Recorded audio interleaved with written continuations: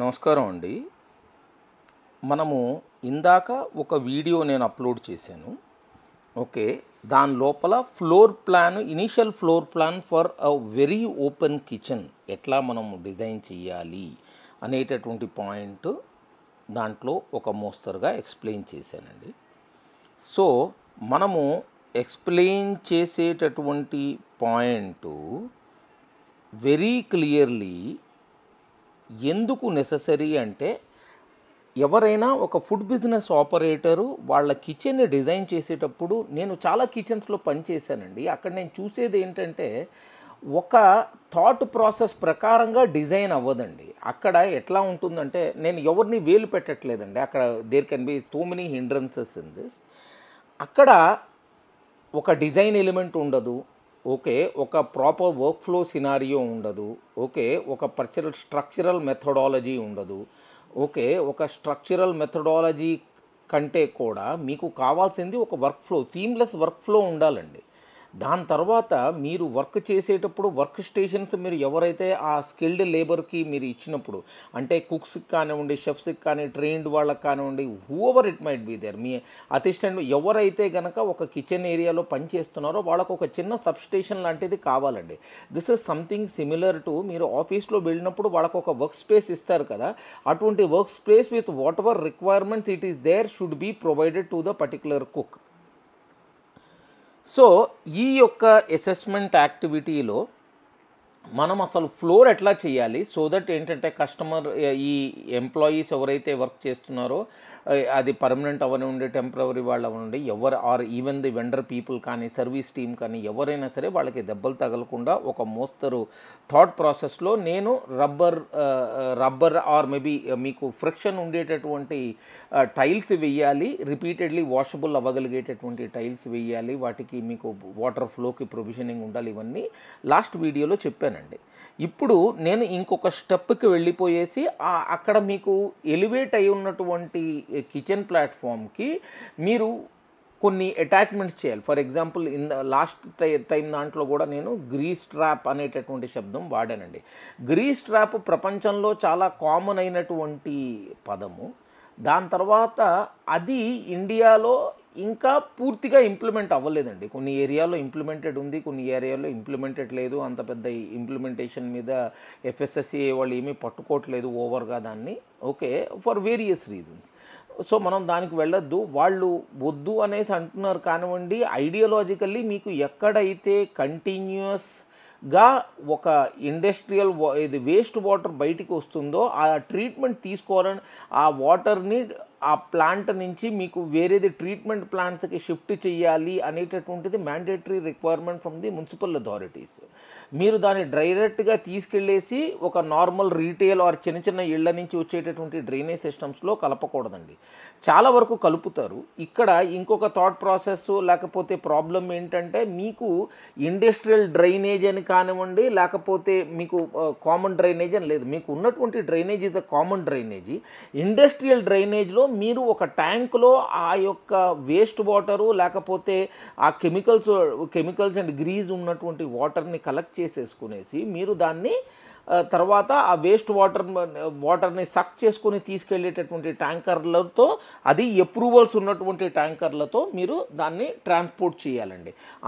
అన్ని waste water ట్రక్కులు పనికిరావండి. ఇండస్ట్రియల్లో మీరు ఏదైతే వాటర్ తీసుకెళ్తారో, ఓకే, ఆ టైప్ ఆఫ్ ట్రక్కులు వాడాలి ఐడియాలజికల్లీ. రీజన్ ఏంటంటే, కిచెన్లోంచి వచ్చేటటువంటి వాటరు మీకు పెస్టిసైడ్స్, దాని తర్వాత గ్రీజు, దాని తర్వాత చాలా వేరియస్ అదర్ కెమికల్స్తో నిలబడి ఉంటుందండి. So that is highly flammable if you do not treat it properly and రెగ్యులర్గా కనుక మీరు డిసిప్లిన్ లేకుండా కనుక చేసుకునేటట్టయితే. సో ఇప్పుడు మనకి ఫ్లోర్ ప్లాన్ రెడీ అయిపోయింది. ఫ్లోర్ ప్లాన్కి ఒక ప్రాపర్ స్లోప్ ఉంది, సో దట్ వాటర్ కనుక పడితే అది డైరెక్ట్గా కల్వర్ట్స్లోకి వెళ్ళేటట్టు. ఆ కల్వర్ట్స్ అన్నీ ఒక పర్టికులర్ ఏరియాలోకి వెళ్ళిన తర్వాత అవి మీకు అన్నీ కలిపేసి మీకు ఒక గ్రీస్ ట్రాప్లోకి వెళ్తాయండి. దాని తర్వాత మీరు కామన్ పబ్లిక్ ఏరియా ఆర్ లేకపోతే ఈ వేస్ట్ వాటర్ ఎఫ్లూయెంట్ ఎక్కడికైతే వాటర్ వెళుతుందో అక్కడికి మీరు ఈ మీకు సపరేట్ పైప్ని వేస్ట్ వాటర్ పైప్ అంటే కనుక మీరు గిన్నెలు కడిగిన నీళ్ళు అనుకోండి, చేతులు కడుక్కున్న నీళ్ళు అనుకోండి, maybe what not it is there, ఇవన్నీ మీరు దాని లోపలికి తీసుకొని వెళ్ళేసి అక్కడికి ట్రాన్స్పోర్ట్ చేస్తారు. ఐడియల్లీ మీరు కనుక హై రైజెస్లో ఉంటే ఈ యొక్క ట్రీట్మెంట్ ప్లాంట్ మీకు ఆ బిల్డింగ్లో ఒక పర్టికులర్ కార్నర్లో ఉంటుందండి. మనకి తెలుగులో ఒక పదం ఉందండి, గంజిగుంట అనేటటువంటి ఒక పదం ఉంది. ఇది ఏంటంటే టెంపరవరీ అరేంజ్మెంట్. మీరు ఈ యొక్క వేస్ట్ వాటర్ కలెక్షన్ చేసుకునేందుకు మీకు పెళ్ళిళ్ళలోనూ వాటిలోనూ ఏమైపోతుందంటే కనుక గంజి తీసేందుకు, దాని తర్వాత వీటన్నిటికీ ఈ వాటర్ అంతా కడిగేసిన నీళ్ళు ఇవంతా పోయేసి ఒక గుంటలో చేరుతాయి. అది టెంపరవరీ కింద అరేంజ్మెంట్ చేసేసి దాని తర్వాత they will actually try to cover it with mud or maybe దాన్ని ట్రాన్స్పోర్ట్ చేస్తారో whatever reason it might be there based on their activity the people will get it done. So మనము తీసుకోవాల్సినటువంటి జాగ్రత్తలు ఎట్లా అంటే, సపోజ్ ఇప్పుడు open స్పేస్లో ఉన్నటువంటి గంజిగుంట ఉందంటే మనం చాలా జాగ్రత్తగా ఉండాలండి. చాలా ప్రమాదాలు మా చిన్నప్పుడు మేము వినున్నాము. ఏది బాగా మరుగుతున్నటువంటి అన్నం గంజిని అక్కడ పడేసినప్పుడు ఎవరో ట్రిప్ అయిపోయేసి యాక్సిడెంట్ అవటం, పిల్లలు వాటిలో పడి ఇబ్బందులు పాలవటం, ఇవి మేము రెగ్యులర్గా విన్నామండి. ప్రస్తుతం అయితే కనుక గంజిగుంటలు అనేటటువంటి కాన్సెప్ట్ కొంచెం సన్నగిల్లిపోయింది కాబట్టేసి నేను చెప్పేది మీకు 3 రకాల గ్రీస్ ట్రాప్ పద్ధతులు ఉన్నాయండి. ఒకటి వచ్చేటప్పటికి మొత్తం ప్రపంచంలో అర్థమైనటువంటి ఒక గ్రీస్ ట్రాప్ మెథడ్ నేను ఇప్పుడు చెప్పింది. అది ఎట్లా ఉంటుందంటే వేస్ట్ వాటర్ అంతా ఒక దాంట్లోకి వెళ్ళేసి అది కంపార్ట్మెంట్స్లో ఉంటుంది, కింద నుంచి వాటర్ వెళ్ళిపోతూ ఉంటుంది. ఇవన్నీ వాటర్ కంటే తేలిగ్గా ఉంటాయి కాబట్టి ఇవన్నీ పైకి తేలుతాయి. ఈ పైకి తేలిన దాన్ని ఆ స్లరీ ఆర్ స్మజ్ కింద ఉంటుంది, గ్రీజ్ లాగా ఫామ్ అవుతుంది. బికాజ్ కెమికల్స్తో నూనె కలిసేసిన వెంటనే అది గ్రీజ్ కింద ఫామ్ అవుతుంది. సోప్స్తో కనుక మీకు ఆయిల్ కనుక కలిసినప్పుడు అది బ్రేక్ అయిపోతుంది కాబట్టి. సో దీన్ని మీరు స్కిమ్ ఆఫ్ చేసేసుకుని దీన్ని ప్రాపర్ వేలో డిస్పోజ్ ఆఫ్ చేయాలండి. ఇది ఒక పర్టికులర్ పీరియడ్, ఒక 1 to 2 days లేకపోతే 3 days. జనరల్లీ మీ హెవీ వర్క్ ఉంటే కనుక డైలీ తీయటం మంచిది. కాదు అంటారా, దాన్ని ఒక 3 రోజులు లేకపోతే వారం రోజుల లోపల దీన్ని కావాల్సినటువంటి జనాల్ని పిలిపించుకొని ఇండస్ట్రియల్లీ వాళ్ళకి లైసెన్స్ ఉన్నటువంటి వాళ్ళ చేత దీన్ని క్లీన్ చేయించుకోవాలండి. ఇది అవసరము. ఇప్పుడు రెండో పద్ధతి, ఇండియాలో గ్రీస్ ట్రాప్ అంత పాపులర్ కాదు కానీ తెలిసినంత దాంట్లో గంజిగుంట అనేటటువంటిది పాయింట్, వేర్ మీకు ఒక డీప్ పిట్ ఉంటుంది. ఆ పిట్ లోపల మీరు వేస్తారు. So eventually slowly the water will get sunk inside that one and rest of the other particular material అంతా మీకు అక్కడ ఇదే ఉంటుంది. రెగ్యులర్గా ఎక్కడైతే ఫంక్షన్ హాల్స్ అక్కడైతే ఉంటారో అక్కడ ఉండేటటువంటి గంజిగుంటలు ఇంకొక మెథడ్ అండి. అక్కడ వచ్చేటప్పటికి మీకు ఆ పోరస్ స్టోన్స్ ఉంటాయండి. ఒక రాయి ఉంది లేకపోతే క్లే టైప్ ఐటమ్ ఉంది which is capable enough to filter that particular water. అది వేస్తారు. అది వేసేసి దాని లోపల మీకు వేరియస్ శాండ్స్ ఇవన్నీ నింపుకుంటూ వెళ్తారు. We are not going into the science because most of the people are not using it right now. Okay, మా చిన్నప్పుడు మేము చేసేవాళ్ళం అవి. ఓకే, ఇవన్నీ వేసేసిన తర్వాత అక్కడ ఈ నీళ్ళన్నీ అక్కడికి వెళ్ళి కలిసేసి దానిపైన కవర్ ఉంటుంది సో దట్ యాక్సిడెంట్స్ అవ్వకుండా ఉండేందుకు. అది ఈవెన్చువల్లీ ఒక పర్టికులర్ పీరియడ్ తర్వాత ఏమైపోతుందంటే ఆ రాళ్ళు రప్పలు మీరు గనక వదిలేస్తే దాని తర్వాత కొన్నాళ్ళకి ఒక గంజిగుంటను తీసేసి దాని తర్వాత మళ్ళీ ఇంకొక సైడ్కి మూవ్ చేసుకుంటారు. మీరు చాలా లోతుగా తీస్తారు కాబట్టి ఒక గంజిగుంట కొంత టైంకి వస్తుంది బేస్డ్ ఆన్ ది యూజబిలిటీ అనమాట. మీరు ఎక్కువ గనక వాడితే ఆటోమేటికల్లీ ఆ రేంజ్లో వస్తుందండి. సో మనము వెస్ట్రన్ సైడ్కి మూవ్ అవుతున్నాము. ఈవెన్చువల్లీ ఓవర్ నైట్ ఎప్పుడైనా FSSAI వాళ్ళు ఇది మ్యాండేటరీ అని కనుక మీ కమర్షియల్ కిచెన్స్లో పెడితే ఇబ్బంది అయిపోతుంది. రిమెంబర్, నేను చెప్పేటటువంటివన్నీ లైసెన్స్ ఉన్నటువంటి రెస్టారెంట్స్ అండి. నాన్ లైసెన్స్డ్ రెస్టారెంట్లో కూడా ఇవి ఉండాలి. కానీ non licensed restaurant business propagation మీద నేను మాట్లాడకూడదండి. ఎందుకంటే వ్యాపారం ఎప్పుడు లాంగ్ టర్మ్ ప్లానింగ్ ఉండాలి అండ్ లాంగ్ టర్మ్ ప్లానింగ్లో license is a mandatory requirement అండి. అండ్ లైసెన్సెస్లో మల్టిపుల్ లైసెన్సెస్ ఉన్నాయి, వాటి గురించి తర్వాత ఎప్పుడైనా మాట్లాడుకుందాము. ఇవి వచ్చేటప్పటికి ఇవంతా technical and technique related topics and tax కాబట్టేసి వీటన్నిటిని చిన్న చిన్న టాపిక్గాను దాని తర్వాత వచ్చేటప్పటికి ఇమేజరీ కింద ట్రై చేశాను. These images are not to the scale, but they will try to give you a decent amount of understanding ఎందుకు మనకి ఇవి కావాలి అనేటటువంటిది. మీరు ఒక కమర్షియల్ కిచెన్లో ఎప్పుడూ చల్ల నీళ్ళకిను వేడి నీళ్ళకి ప్రొవిజనింగ్ పెట్టాలండి. దాని తర్వాత మీ కిచెను లార్జ్ క్యాటరింగ్ సర్వీసెస్ లేదా లార్జ్ స్కేల్ కుకింగ్ కనుక జరిగి మీరు జాకెటెడ్ వెసల్స్ వాడుతుంటే, అంటే స్టీమ్తో కుక్ అయ్యేటటువంటి వెసల్స్ వాడుతుంటే అవి దానికి తగ్గ ప్రొవిజనింగ్ మీకు ఉండాలి. రేపు పొద్దున మీరు బార్బెక్యూ కానివ్వండి, లేకపోతే కనుక స్మోకింగ్ రిలేటెడ్ యాక్టివిటీసు, దాని తర్వాత బట్టి అంటే తందూర్ బట్టి అనుకోండి, లేకపోతే ఆయిల్ బట్టి, మిగతావంతా ఉన్న డీజిల్ బట్టి అంటారు జనరల్లీ. ఓకే, మీరు ఆ డీజిల్ బట్టీలో యూజ్డ్ ఆయిల్ కూడా వాడుకోవచ్చు. మీ దగ్గర మిగిలిపోయినటువంటి నూనెని మీరు దాని లోపల వాడుకోవచ్చు. కానీ అది చాలా పెద్దగా సౌండ్ చేస్తుందండి, కాబట్టేసి నార్మల్ కమర్షియల్ కిచెన్ ఏరియాలో ఉంచుకుంటాం అనేటటువంటిది మంచి పద్ధతి కాదు. సో కామన్గా వర్క్ అవుతున్నటువంటి ఏరియాలో కొంచెం క్రిస్టల్ క్లియర్గాను బాగా బ్రైట్గాను ఇదంతా చేయండి. ఈ లైటనింగ్ మిగతా వాటన్నిటికీ వేరే వీడియోస్ నేను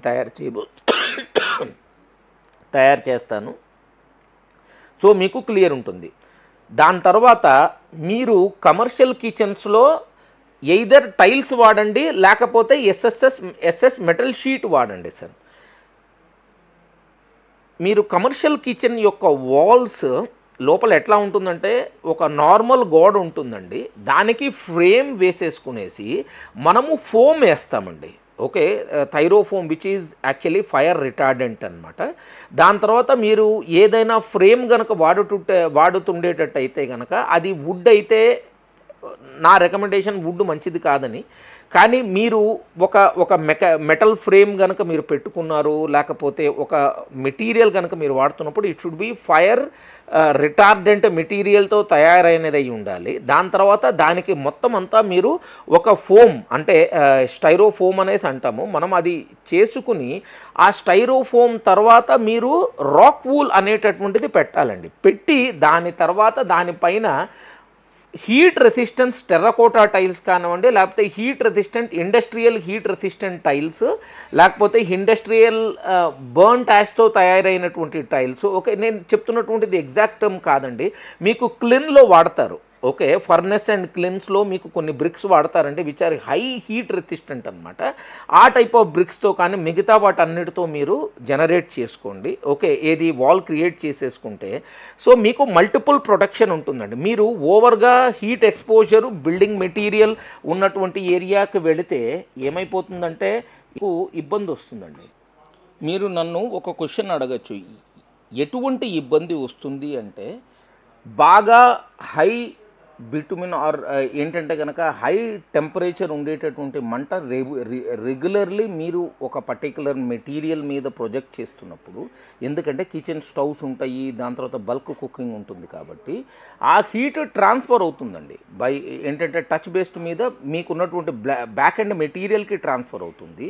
ఆ బ్యాక్ ఎండ్ మెటీరియల్ మెల్లమెల్లగా మీరు సపోజ్ జనరల్లీ ఎట్లా ఉంటుంది, ఒక గోడ ఉంటుంది, గోడకి టైల్ అతికిచ్చేస్తాడు, ఆ అతికిచ్చేది కూడా పూర్తిగా సిమెంట్ లేకుండా అతికిస్తాడు. సో సిమెంట్ లేకుండా అతికిచ్చేటప్పటికి అక్కడ ఎయిర్ ఉంటుంది కాబట్టి ఇది వేడిన ఎయిర్ తీసుకొని వాల్ మీద ప్రొజెక్ట్ చేస్తూ ఉంటుంది. ఏది బిల్డింగ్కి ఉన్నటువంటి వాల్కిను దాని తర్వాత అక్కడ ఉన్నటువంటి పిల్లర్స్కి ట్రాన్స్ఫర్ అవుతూ ఉంటుంది హీటు. అండ్ హీట్లో మీరు కంటిన్యూస్లీ ప్రొజెక్ట్ చేస్తుంటే there is a chance to start getting air crash and subsequently ఆ వాల్స్ పగిలిపోయే ఛాన్స్ ఉంది. మీరు చాలా కమర్షియల్ కిచెన్స్లోకి వెళ్తున్నప్పుడు ఆ వాల్ పగిలిపోయి ఉండటము, అక్కడ క్లీన్గా లేకపోవటము, డర్టీగా ఉండటము, పొగ చూరిపోయి ఉండటము, ఇవి చాలా కనిపిస్తాయండి. ఇదంతా పువర్ కిచెన్ డిజైన్లో వచ్చినటువంటి ప్రాబ్లమ్సే. ఎప్పుడైనా బై ఎనీ ఛాన్స్ ఒక టైల్ పగిలిపోయింది, వెనక మీకు ఎక్స్పోజర్ ఉంది అన్న వెంటనే అది మనము అజాగ్రత్త పడకుండా దాన్ని రిపేర్ చేసేసుకోవాలండి, లేకపోతే బిల్డింగ్కి ప్రమాదం సార్. సో బిల్డింగ్కి ప్రమాదము అంటే it can even lead to fire hazard or maybe the building collapse as well. నేను కొన్ని విన్నాను, ఎంతవరకు నిజాలో నాకు పూర్తిగా ఇన్వెస్టిగేట్ చేయలేదు కాబట్టి తెలియదు కానివ్వండి.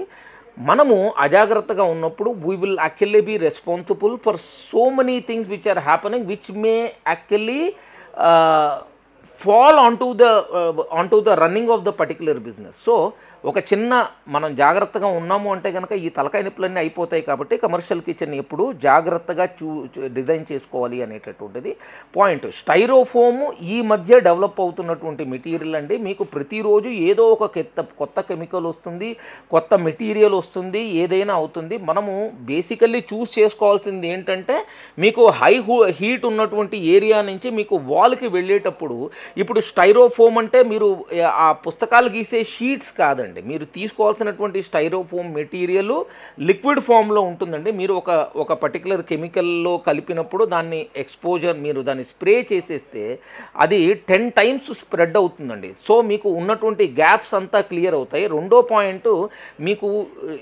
బొద్దింకలు, దాని తర్వాత చీమలు, దోమలు ఇవన్నీ ఏవైతే కనుక గుడ్లు పెట్టేసుకొని ఉండాలనేటటువంటి పాయింట్ ఉంటుందో ఆ ఏరియా అంతా క్రిస్టల్ క్లియర్ ఉంటుంది. ఇక్కడ కమర్షియల్ కిచెన్ ఒక బిల్డర్కి లేకపోతే కనుక ఒక సివిల్ కన్స్ట్రక్షన్ వర్కర్కి ఇచ్చేటప్పుడు మీరు చూసుకోవాల్సింది అక్కడ ఎయిర్ టైట్ గ్యాప్స్ ఉన్నాయా లేదా అనేటటువంటి పాయింట్ చెక్ చేసుకుని దాని తర్వాత ఫైనల్గా మీరు ఒక యాస్బెస్టాస్ షీట్ పెట్టి దాని తర్వాత మీరు దానికి టైల్ వేయించుకుంటాం అనేటటువంటిది కరెక్ట్ పద్ధతి అండి.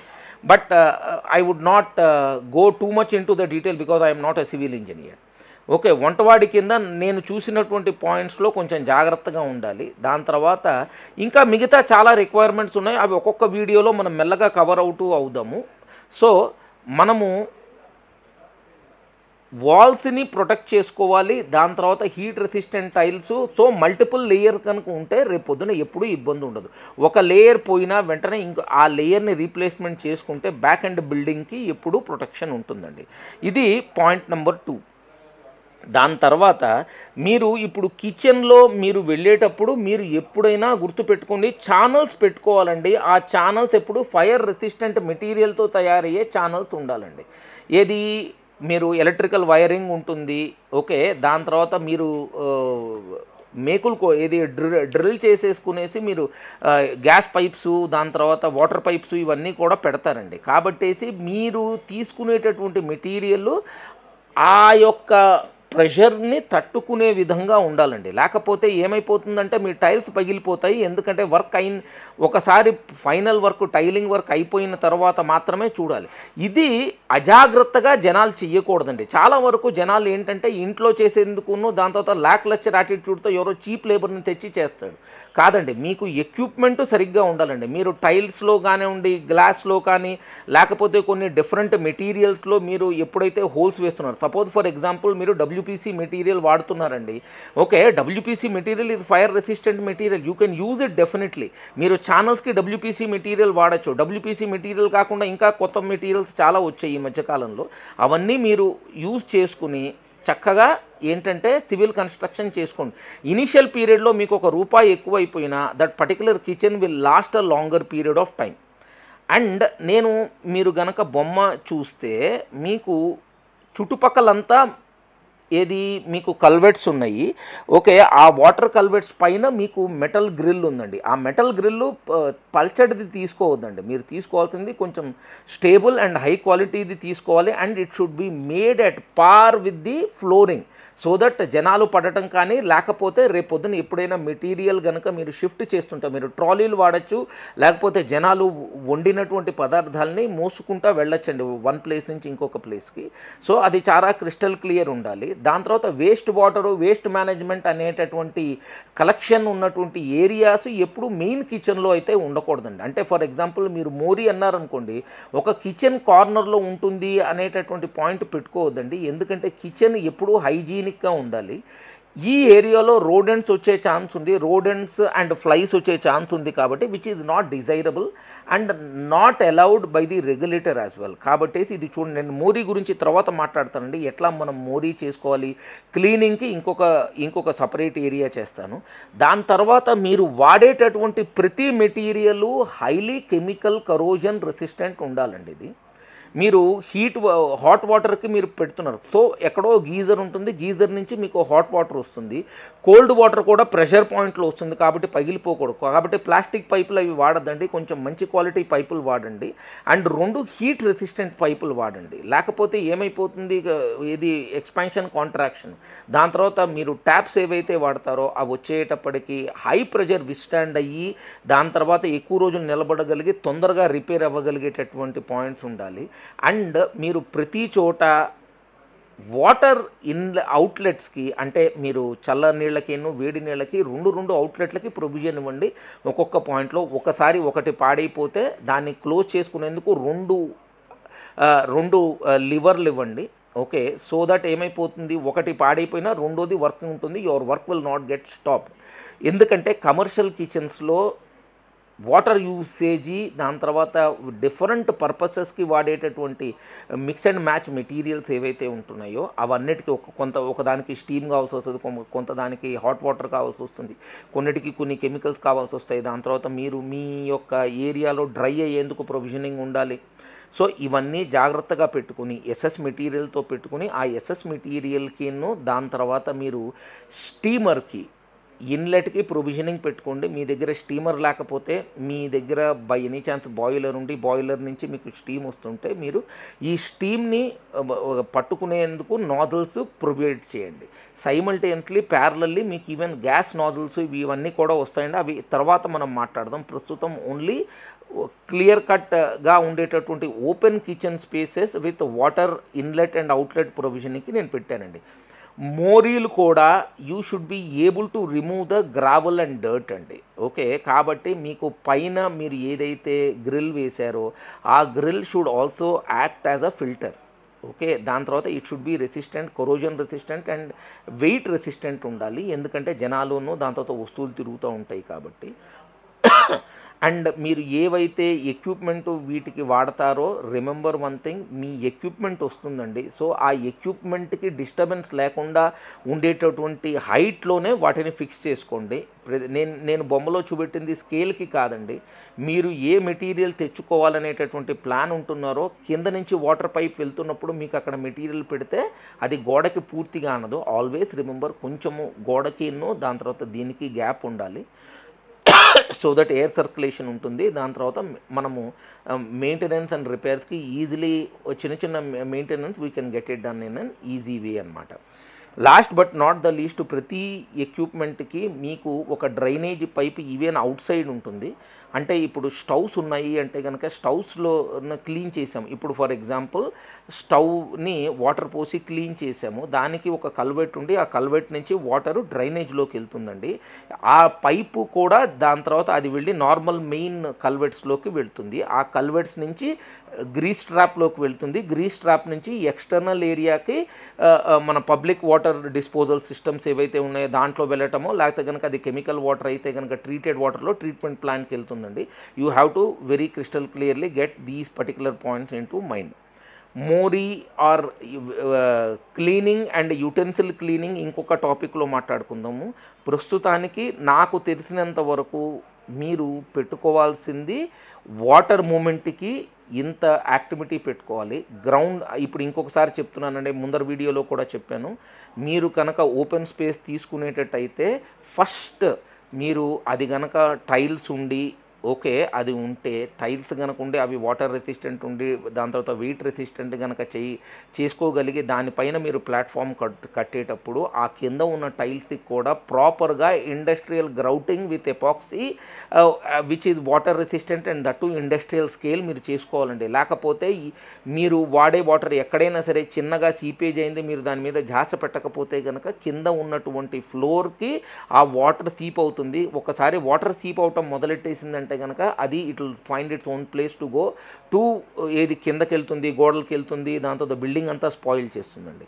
So your look and feel of the restaurant will go bad. చాలా రెస్టారెంట్స్ మీరు తయారు చేసేటప్పుడు చాలా బాగుంటాయి, ఎందుకంటే అందరూ పిఓపీలు కొట్టి ఇచ్చేస్తారు. విత్ ఇన్ అరౌండ్ 3 months నుంచి 5 months టైంలో మీరు చూడండి వాటర్ లీకేజెస్ లేకపోతే ఎక్కడ ఉందో అంతా కనిపిస్తుంది. కమర్షియల్ కిచెన్స్లో వేడిను, తేమ, దాని తర్వాత వచ్చేటప్పటికి స్టీము ఇవన్నీ ఉంటాయి, వాటర్ ఉంటుంది, కెమికల్స్ ఉంటాయి, కొరోజివ్ బేస్డ్ కెమికల్స్ ఉంటాయి. కాబట్టి please get these things clear at day 1 so that మీకు ఇబ్బంది రాకుండా ఉంటుంది. మీరు ఎపాక్సీ గ్రౌట్ వేసుకొని దానిపైన కావాలి అంటే ఒక వాటర్ ప్రూఫ్ మన ఫిల్టర్ వేసేసుకుని, అంటే షీట్ ఉంటుంది కదా, మీకు వాటర్ ప్రూఫ్ షీట్ దానిపైన కవర్ చేసుకుని, ఆ కవర్ చేసుకున్న దాని మీద మీరు ఈ స్ట్రక్చర్ క్రియేట్ చేసేసి ఆ స్ట్రక్చర్ మీద నేను చెప్పినవన్నీ గ్రీస్ ట్రాప్ దగ్గర, గ్రీస్ ట్రాప్ ఎప్పుడు జనరల్లీ కింద పెట్టుకుంటే కరెక్ట్, కానీ ఒక్కొక్కసారి కొంతమంది ఓనర్లు ఒప్పుకోరు. కానీ ఒక వన్ ఫ్లోర్ అండ్ అబోవ్ వాళ్ళందరికీ వాళ్ళు చేసుకునేందుకు they have to find their own solutions. But grease trap ఉంటే దానికంటే మొత్తం ఇంకోటి లేదండి. చాలా వరకు ఉన్నటువంటి మిస్హాప్స్ అది కవరప్ అవుతుంది. ఇంటర్నేషనల్లీ అది అంత పాపులర్ అయినప్పుడు why can't we actually use it, it is not costing too much అండి. అండ్ గ్రీస్ ట్రాప్ కొనేటప్పుడు 2-3 points I wanted to you to keep in mind. అది కరోజన్ రెసిస్టెంట్ మెటీరియల్తో తయారు చేయాలి. చాలామంది ప్లాస్టిక్ ఇచ్చేస్తాము, రబ్బర్ ఇచ్చేస్తామని ఏవో చెప్తూ ఉంటారు, లేకపోతే సిమెంట్తో చేసేమని చెప్తూ ఉంటారు. మనకి ఎప్పుడైనా ప్రాబ్లం వచ్చినప్పుడు దాన్ని తవ్వేసి మనం వేరే గ్రీస్ ట్రాప్ పెట్టుకునేటట్టు ఉండాలండి. మీరు పర్మనెంట్ స్ట్రక్చర్స్ క్రియేట్ చేస్తే దాని లోపల మీకు ఇబ్బంది ఉంటుంది. అండ్ రిమెంబర్ వన్ థింగ్, మీరు గ్రీస్ ట్రాప్ అనేటటువంటిది పర్మనెంట్ స్ట్రక్చర్ క్రియేట్ చేస్తే దాన్ని మళ్ళీ తీసేసి ఇంకొక కొత్తది తీయాలి అంటే కనుక it is a very Herculean and as well as a very dirty job అండి. చాలామంది ఇష్టపడరు చేయడానికి, ఎందుకంటే మురికి అంతా ఎప్పుడు వాసన వస్తూ ఉంటుంది. కాబట్టి మీ కిచెను ఓపెన్గా ఉండాలి, దాని తర్వాత ఎయిర్ ఫ్లో సరిగ్గా ఉండాలి, ఎగ్జాస్ట్ అన్నీ బయటికి పంపించగలగాలి. ఈ వాటర్లో వచ్చేటటువంటి ఫ్యూమ్స్ లేకపోతే డెవలప్మెంటు మౌల్డ్ డెవలప్మెంట్కి కూడా ఆస్కారం కాకుండా ఉండాలి. అంటే నేను ఇప్పుడు హై రైజ్ ఎక్కడో పెట్టారండి మీరు, ఓకే, కింద ఉన్నటువంటి మెటీరియల్ వుడ్ అనుకుందాము. ఏమైపోతుంది, తేమ వుడ్ పట్టుకుంటుంది, because it is the inherent nature of it. Okay, ఆ వుడ్ పట్టుకున్న వెంటనే అక్కడ మెల్లగా మీకు మౌల్డ్ డెవలప్ అవుతుంది. ఓకే, ఆ మౌల్డ్ డెవలప్ అయిపోయిన వెంటనే అక్కడ పురుగులు రావటం మొదలెడతాయి. దాని తర్వాత ఆ వుడ్ ఇది అయిపోయేసి ఆ ఫ్రేమ్ పాడైపోతుందండి. There can be a chance of a disaster if you are not taking it appropriate care on this. So నా హంబుల్ రిక్వెస్ట్, ఎవరికైనా వెరీ కేటగారికల్ రిక్వైర్మెంట్లు కావాలి అంటే definitely I will be able to guide them. Okay, కానీ remember one thing, at the end of the day food business operator is responsible for their kitchen. ఎంత executive షెఫ్ను పెట్టుకున్నా, ఎంత పెద్ద కన్సల్టెంట్ని పెట్టుకున్నా, సరిగ్గా కనుక డిజైన్ లేకపోతే ఆటోమేటికల్లీ ఆ కిచెను మెల్లమెల్లగా ఫెయిలియర్కి దగ్గర అవుతుందండి. ఎందుకంటే ఫైర్ హజార్డ్ అవ్వచ్చు, లేకపోతే టైం ఎక్కువ తీసుకోవచ్చు మీరు ప్రోడక్ట్ని బయటికి తీసుకురావడానికి. సో ఇవంతా ఉంటాయి కాబట్టేసి బేసిక్ కరెక్ట్గా తీసుకోండి. దాని తర్వాత ప్లేస్మెంట్ మీద తర్వాత వీడియోలో మాట్లాడతానండి. వర్క్ స్టేషన్ ఎట్లా చేయాలో తర్వాత మాట్లాడతాను. ఓకే, ఇవన్నీ ఒక పెద్ద టాపిక్ ఇది. సో ఇది ఒక పెద్ద వీడియోలో నేను ఒక 4 గంటలు చేసి ఎవడు వినడు. ఓకే, కాబట్టి నా ఉద్దేశం ప్రకారం చిన్న చిన్న టాపిక్లు చేస్తే మీకు టైం ఉన్నప్పుడు వాక్ చేసుకుంటూ ఒకసారి వీడియోని చూసేసుకుని, ఏది బొమ్మ ఒక్కటే ఉంది, it is a talk show కాబట్టి ఆ బొమ్మలో డయాగ్రామ్ ఈజ్ అవైలబుల్. ఆ డయాగ్రామ్ మీ ఆర్కిటెక్ట్కి కనుక చూపెడితే అతను ఏమన్నా ప్రాపర్ డిజైన్ ఇవ్వగలుగుతాడు.